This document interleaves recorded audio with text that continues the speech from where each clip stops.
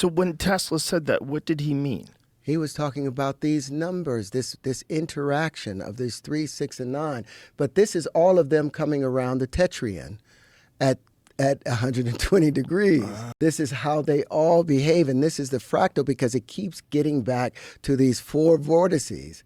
But now I want to show you, after let this go again so they could see it, how all of this is the grand unified field put together.